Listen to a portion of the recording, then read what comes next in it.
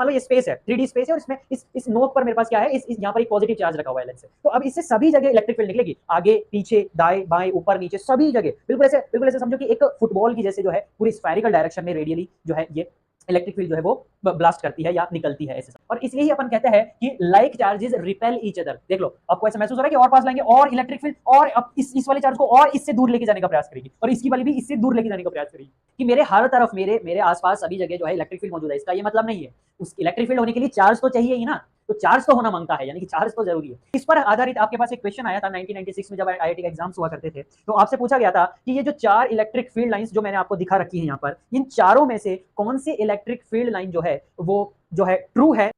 Hello my dear friends, तो कैसे हैं आप लोग? उम्मीद करता हूँ बहुत ही स्वस्थ होंगे, मस्त होंगे, अपनी लाइफ में जबरदस्त होंगे। तो चलिए शुरू करते हैं आज का लेक्चर। लेक्चर नंबर है 26 और आज का टॉपिक हम लेने जा रहे हैं properties of electric field. Electric field की क्या क्या प्रॉपर्टीज होती है जो अपने डायरेक्टली एप्लीकेबल भी होती है कई बार, और इनकी प्रॉपर्टीज में मेंस और नीट में डायरेक्ट क्वेश्चंस भी आए हुए हैं। तो ध्यान से समझना है अब की बार इसकी प्रॉपर्टीज को, इलेक्ट्रिक फील्ड, ठीक है। और बोर्ड्स में भी इसका अच्छा खासा, ठीक है, देखने को मिल जाता है, मतलब डायरेक्टली यूज भी हो जाती है कई बार, और क्वेश्चन आ जाता है कि properties of charge electric field आप लिखिए, ठीक है। तो माइक ऑन है, वीडियो ऑन है, बढ़ते हैं प्रॉपर्टीज पर। कि सब the electric field lines begin from positive charge and terminate at negative charge. क्या कह रहा है कि इलेक्ट्रिक फील्ड जो है या इलेक्ट्रिक फील्ड लाइंस, देखिए electric field lines, electric field intensity, ये सारी जो घचमच चीजें हैं ये मैं आपको पीछे जो है बताते हुए आया हूँ। पुराने लेक्चर्स जरूर देखिएगा, नहीं तो फिर जो है फिर आप क्वेश्चंस जो आपके माइंड में जो है जनरेट होंगे तो फिर वो आप जो है क्लियर नहीं कर पाओगे, ठीक है। तो वो उनका हल जो है सॉल्यूशन वो आपके सब पीछे दे रखे हैं। तो इलेक्ट्रिक फील्ड लाइंस जो है वो पॉजिटिव चार्ज से तो बाहर निकलती है, ऑल्दो ये मैंने पहले भी बता रखा है, बट ठीक है। और टर्मिनेट मतलब आकर के खत्म होती है, शांत होती है, आकर के लैंड करती है कहां पर? नेगेटिव चार्ज पर। यानी कि अपन कह सकते हैं कि पॉजिटिव चार्ज से इलेक्ट्रिक फील्ड दूर की तरफ जाती है और नेगेटिव चार्ज पर इलेक्ट्रिक फील्ड पास उसके मतलब उसके करीब आती है या उस पर आकर के खत्म होती है, ऐसे कह सकते हैं। आगे the electric field lines due to single positive charge, या ऐसे कह लो कि वो आइसोलेटेड पड़ा है, उसके आसपास कोई भी दूसरा चार्ज नहीं है, भले ही वो पॉजिटिव हो नेगेटिव हो, कोई भी दूसरा नहीं है। तो एक सिंगल पॉजिटिव चार्ज की वजह से जो इलेक्ट्रिक फील्ड लाइंस है वो डायरेक्टेड रेडियली आउटवर्ड, वो उससे रेडियली आउटवर्ड निकलती है। रेडियली आउटवर्ड का मतलब है कि अगर मेरे पास एक सिंगल पॉजिटिव चार्ज है तो इसकी इसकी सभी पॉसिबल रेडियस जो है डायरेक्शंस में ये इलेक्ट्रिक फील्ड निकलेगी। तो समझ रहे हो, जैसे मान लो ये स्पेस है, 3D स्पेस है और इसमें इस नोक पर मेरे पास क्या है, इस यहाँ पर एक पॉजिटिव चार्ज रखा हुआ है लेंस से। तो अब इससे सभी जगह इलेक्ट्रिक फील्ड निकलेगी, आगे पीछे दाएं बाएं ऊपर नीचे सभी जगह। बिल्कुल ऐसे समझो कि एक फुटबॉल की जैसे जो है पूरी स्फेरिकल डायरेक्शन में रेडियली जो है ये इलेक्ट्रिक फील्ड जो है वो ब्लास्ट करती है या निकलती है, ऐसे समझो, ठीक है। On the contrary the electric field lines due to single negative charge are directed radially inward. और अगर अपने पास पॉजिटिव चार्ज नहीं है और उसकी जगह नेगेटिव चार्ज है तो फिर उस केस में क्या होता है सर, हमारे पास रेडियली इनवर्ड, यानी कि सारी इलेक्ट्रिक फील्ड इसकी तरफ आकर्षित होती है और इस पर आकर के टर्मिनेट कर जाती है। देखो लिखा है ना, रेडियली इनवर्ड मतलब उसके अंदर की तरफ आ रही हो। तो ये रिप्रेजेंटेशन है एक पॉजिटिव चार्ज के द्वारा जो इलेक्ट्रिक फील्ड होती है उसका, और एक नेगेटिव चार्ज के द्वारा जो इलेक्ट्रिक फील्ड होती है उसका। देखिए सारे एरोज अंदर की तरफ है, तो नेगेटिव चार्ज पर तो आकर के खत्म होती है या लैंड करती है, और पॉजिटिव चार्ज से जो है टेक ऑफ करती है, स्टार्ट करती है। ये है अपने पास इलेक्ट्रिक फील्ड का पॉजिटिव और नेगेटिव के लिए ये कंसेप्ट। अब इसी प्रकार से अगर अपन लेट्स से अपने पास दो पॉजिटिव चार्ज अगर एक साथ आ जाते हैं तो फिर उस केस में जो इलेक्ट्रिक फील्ड का सेटअप होगा, स्कीमेटिक डायग्राम होगा, वो किस हिसाब से होता है कि सर अपन को पता है पॉजिटिव चार्ज से बाहर निकलती है तो इस वाले से भी बाहर निकल रही होगी, देखो सारी बाहर ही निकल रही है, और इस वाले से भी सारी की सारी बाहर ही निकलती हुई होगी, सारी की सारी बाहर निकल। बट सर आपने ये बीच में क्या कर दिया? तो देखिए इलेक्ट्रिक फील्ड की प्रॉपर्टी होती है कि वो कभी भी इंटरसेक्ट नहीं कर सकती। जैसे कि सपोज करो ये पॉजिटिव चार्ज है, अगर ये भी पॉजिटिव चार्ज होता, अगर मैं इसको दोनों को पास लाता तो इससे भी बाहर निकल रही होती, तो ये इलेक्ट्रिक फील्ड ये ऐसे ऐसे करके इंटरसेक्ट कर जाती, अगर दोनों को मैं करीब लाता तो ये वाली फील्ड भी इंटरसेक्ट कर जाती। तो ऐसा नहीं होता है, इलेक्ट्रिक फील्ड कभी भी इंटरसेक्ट नहीं करती है, ये एक दूसरे को जो है रिपल्सिव फोर्स की तरह, ऐसा महसूस करो कि रिपल्सिव फोर्स की तरह दूर एक दूसरे से दूर हटती जाती है। तो जैसे जैसे ये करीब आएंगे, इनके बीच की जो इलेक्ट्रिक फील्ड होगी, जो इनकी तरफ एक दूसरे की ओर मौजूद होगी, वो एक दूसरे से दूर जाने का प्रयास करेगी और इसलिए बैंड होती जाएगी। और करीब लाओगे और बैंड हो जाएगी, कभी भी कटेगी नहीं, बैंड ही होती रहेगी। इसलिए इसलिए ही अपन कहते हैं कि like charges repel each other. देख लो, आपको ऐसा महसूस हो रहा है कि और पास लाएंगे और इलेक्ट्रिक फील्ड और अब इस वाले चार्ज को और इससे दूर लेके जाने का प्रयास करेगी, और इसकी वाली भी इससे दूर लेके जाने का प्रयास करेगी, ऐसा समझो। ठीक है, तो इसलिए ही दोनों चार्जेस आपस में रिपेल भी करते हैं। आपको इलेक्ट्रिक फील्ड का ये जो लाइंस बना रखी है, इससे भी आपको थोड़ा थोड़ा महसूस हो रहा हो। अगर दो पॉजिटिव चार्ज ना लेकर के दो डिफरेंट चार्ज है, लाइक चार्जेस ना लेकर के अनलाइक चार्जेस अगर ले रखे हैं मैंने, तो फिर उस केस में क्या होगा सर? उस केस में आपको पता है कि पॉजिटिव चार्ज से तो इलेक्ट्रिक फील्ड सारी की सारी निकल रही होगी, और नेगेटिव चार्ज क्या करता है, नेगेटिव चार्ज पे सारी इलेक्ट्रिक फील्ड आकर के लैंड करती है, तो इससे जो निकल रही होगी वो सारी की सारी इस पर आकर के क्या हो रही होगी? खत्म हो रही होगी, टर्मिनेट हो रही होगी या लैंड कर रही होगी। इससे सारी की सारी निकल रही है, और ये और भी जो जा रही होगी वो सारी की सारी इस पर आकर के, चाहे इनफाइनाइट निकल रही हो, वो सारी की सारी इस पे आकर के लैंड कर रही है। तो बस ये है अपने पास एक कंसेप्ट। आइए अपन नेक्स्ट इसकी प्रॉपर्टी पर बढ़ते हैं, यहां तक आप नोट कीजिए। तो आई होप आपने नोट कर लिया होगा। आइए देखते हैं आगे सेकंड प्रॉपर्टी क्या कह रही है। सेकंड कह रही है कि साहब for places where there is no charge, यानी कि कोई एक ऐसा रीजन है जो कि चार्ज फ्री है, एक ऐसा क्षेत्र है, एक ऐसा एरिया है जहां पर चार्ज ही नहीं है बिल्कुल, तो फील्ड लाइंस वहां पर considered to be continuous curve, वहां पर फील्ड लाइंस को कंटिन्यूअस कर्व मान लिया जाता है, जो कि कट नहीं रहा है। इसको ऐसे समझो कि जैसे मान लो आपका जो रूम है, उसके एक कोने पर जो है पॉजिटिव चार्ज रखा हुआ है और दूसरे कोने पर नेगेटिव चार्ज रखा हुआ है, और इसके अलावा, इन दोनों के अलावा और कोई चार्ज सिस्टम या कोई चार्ज इस रूम में मौजूद नहीं है। तो अब इस केस में क्या होगा? अब इन दोनों की दूरी भले ही बहुत ज्यादा हो और आपको ऐसा लग रहा हो कि बीच में तो कोई चार्ज नहीं है, तो वो बीच वाला रीजन क्या हो गया? बेसिकली चार्ज फ्री रीजन हो गया।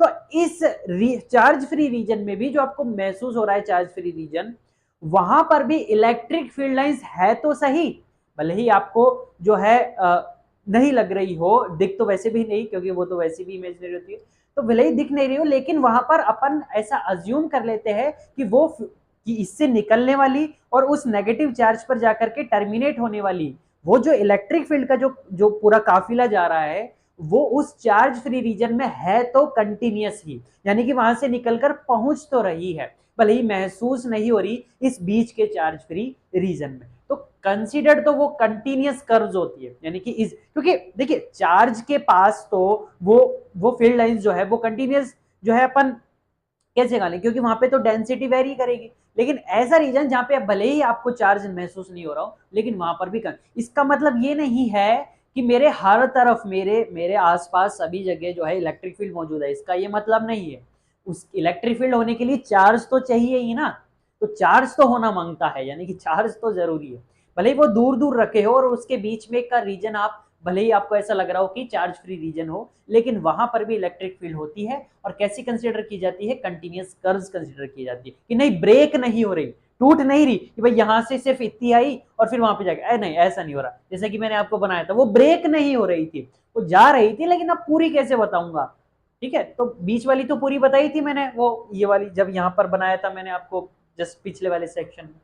खैर, तो the tangent to any point आगे कह रहा है, the tangent to any point on field lines gives the direction of electric field at that point. ये कह रहा है कि अगर आपके पास कोई फील्ड है, इलेक्ट्रिक फील्ड लाइन से, जैसे मान लो ये पॉजिटिव चार्ज है और इससे इलेक्ट्रिक फील्ड निकल रही है, तो इस इलेक्ट्रिक फील्ड की जो डायरेक्शन होगी वो कैसे दी जाती है? उस फील्ड लाइन पर मौजूदा किसी भी पॉइंट पर टेंजेंट खींच करके, इस पॉइंट पर टेंजेंट खींच दो, तो वही आपकी क्या बताएगी? डायरेक्शन बताएगी। Any point gives direction of electric field at that point. खैर, आगे बढ़ते हैं। इसके आगे कह रहा है कि number of field lines, next property है the number of field lines start और एंड एट अ चार्ज, कि किसी चार्ज से, चाहे वो पॉजिटिव हो चाहे वो चार्ज नेगेटिव हो, किसी चार्ज से कि कितनी फील्ड लाइंस जो है निकल रही है, अगर पॉजिटिव होगा तो निकलेगी और नेगेटिव होगा तो एंड होएगी। वो किस पे डिपेंड करता है, वो डायरेक्टली प्रोपोर्शनल होता है उस चार्ज के मैग्नीट्यूड पे।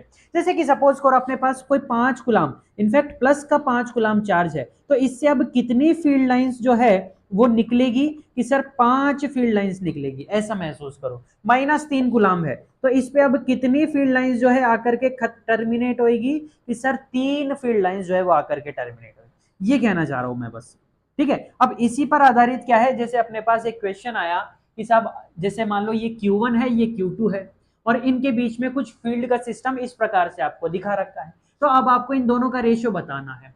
तो अब उसके लिए आपको पता होना चाहिए कि Q1 की वैल्यू क्या है और चार्ज 2 की देखिए Q क्या है, चार्ज को Q से डिनोट करते हैं तो पता ही होगा। तो चार्ज 1 की वैल्यू क्या है, चार्ज 2 की वैल्यू क्या है, ये आपको पता होना चाहिए, ऑब्वियस सी बात है। तो इस प्रॉपर्टी का इस्तेमाल करके अपन इनकी वैल्यू बता सकते हैं। क्या कह रही है प्रॉपर्टी कि जितनी फील्ड लाइंस उतना उसका मैग्नीट्यूड। तो सर Q1 में कितनी फील्ड लाइंस निकल रही है, सर 1 2 3 4 5 6 7 8, यानी कि Q1 की जो वैल्यू हो गई वो कितनी हो गई, +8। देखिए चार्ज यहाँ पर पॉजिटिव लिया है, क्यों, क्योंकि इलेक्ट्रिक फील्ड लाइंस Q1 से निकल रही है, और हम जानते हैं कि पॉजिटिव चार्ज से ही फील्ड लाइंस निकलती है। अब Q2 पर आकर के टर्मिनेट हो रही है, यानी कि Q2 का नेचर कैसा है, Q2 का नेचर नेगेटिव है, और कितनी हो रही है, 4 टर्मिनेट हो रही है, इसलिए -4। सब पूरे को कैंसिल करेंगे तो अपने पास आंसर क्या आ जाएगा, -2। So the ratio of Q1 by Q2 is equals to -2, आपके पास आंसर हो जाएगा। सिंपल था। आगे बढ़ा जाए, नेक्स्ट प्रॉपर्टी कहती है कि सब electric field lines are always normal. Normal का मतलब यहां पर क्या है बच्चों, नॉर्मल का मतलब है परपेंडिकुलर। नॉर्मल का मतलब क्या है यहाँ पे, परपेंडिकुलर। तो परपेंडिकुलर होती है, क्या होती है सर, परपेंडिकुलर होती है electric field lines surface of conductor के। अगर कोई कंडक्टर है तो उसके हमेशा परपेंडिकुलर ही होगी, उस कंडक्टर की सरफेस के हमेशा परपेंडिकुलर ही होगी आपकी electric field lines, while starting और एंडिंग ऑन द सरफेस। अब भले ही वो कंडक्टर की सरफेस पर आकर के एंड हो रही हो या उस कंडक्टर की सरफेस से स्टार्ट हो रही हो, दोनों ही सूरत हाल में आपके पास इलेक्ट्रिक फील्ड लाइंस परपेंडिकुलर बनी रहेगी। इसलिए हम कह सकते हैं कि कोई भी कंपोनेंट जो है वो इलेक्ट्रिक फील्ड का कोई भी कंपोनेंट जो है वो सरफेस के पैरेलल तो नहीं होगा, हमेशा परपेंडिकुलर ही होगा। इस पर आधारित आपके पास एक क्वेश्चन आया था 1996 में, जब आईआईटी का एग्जाम्स हुआ करते थे, तो आपसे पूछा गया था कि ये जो 4 इलेक्ट्रिक फील्ड लाइंस जो मैंने आपको दिखा रखी है यहाँ पर, इन चारों में से कौन सी इलेक्ट्रिक फील्ड लाइन जो है वो जो है ट्रू है और सही बनाई गई है। तो इस प्रॉपर्टी का यूज करके आप ये क्वेश्चन बताओ कि इन चारों में से कौन सी इलेक्ट्रिक फील्ड लाइन सही है, बाकी सारी गलत है, मतलब ऐसी फील्ड लाइन नहीं बन सकती, बाकी जो 3 है और कोई एक है वही बनेगी इस कंडक्टर के लिए। और ये जो अपने पास ये जो है ये क्या है, अपने पास एक स्फेरिकल कंडक्टर है। लेट्स से अपने पास ये क्या है, एक स्फेरिकल कंडक्टर है। स्फेरिकल क्या है, अपने पास कंडक्टर है। तो इस स्फेरिकल, अब देखिए कंडक्टर है तो आपको क्या याद रखना पड़ेगा कि इसकी जो ये सरफेस है कंडक्टर की, ये जो सरफेस है स्फेरिकल सरफेस, इसके फील्ड लाइन कैसी होनी चाहिए, परपेंडिकुलर होनी चाहिए। तो भैया फर्स्ट तो वैसे ही नहीं हो सकती, क्योंकि no component of electric field is parallel to the surface, कि सरफेस के पैरेलल तो हो ही नहीं सकती, यानी कि फर्स्ट तो अपने पास वैसे ही कैंसिल हो गया। सेकंड वाली किस हिसाब से है सर, सेकंड वाली को अगर मैं आपको महसूस कराऊं तो आप इसको ऐसे समझो कि लेट्स से अपने पास क्या है, ये अपने पास स्फेयर है, ठीक है, ये पेपर वेट है, टूटा हुआ है बट काम चल जाएगा। ये अपने पास स्फेयर है और ये अपने पास इलेक्ट्रिक फील्ड लाइन यूं आ रही है और इस स्फेयर पे होती हुई, इस स्फेयर की सरफेस से होती हुई गुजर के और फिर दूर जा रही है। ये इसके अंदर नहीं है फील्ड लाइन, ये इसके सरफेस पर ऐसे चल रही है, ऐसे इसकी सरफेस पर यूं चल रही है। तो ऑब्वियस सी बात है टिल्टेड तो होगी ही, तो इसलिए टिल्ट हुई, इसकी सरफेस पर चली और फिर आगे चली। तो ऐसा हो सकता है क्या सर, ऐसा भी नहीं हो सकता, क्योंकि इस कंडीशन में भी ये इलेक्ट्रिक फील्ड सरफेस के परपेंडिकुलर का ही, अरे सरफेस ये है, सरफेस तो ये है, तो सरफेस के परपेंडिकुलर कैसा होगा, सरफेस के परपेंडिकुलर का मतलब है कि अगर ये सरफेस है तो इसकी यूं परपेंडिकुलर होना चाहिए, ऐसे ये सरफेस है तो यूं परपेंडिकुलर होना चाहिए, ये सरफेस है तो इसके यूं परपेंडिकुलर होना चाहिए, उसको कहते हैं अपन परपेंडिकुलर होना। तो ये तो इसी पर रेंग रही है तो ये भी परपेंडिकुलर नहीं है सर, तो ये भी नहीं हो सकता।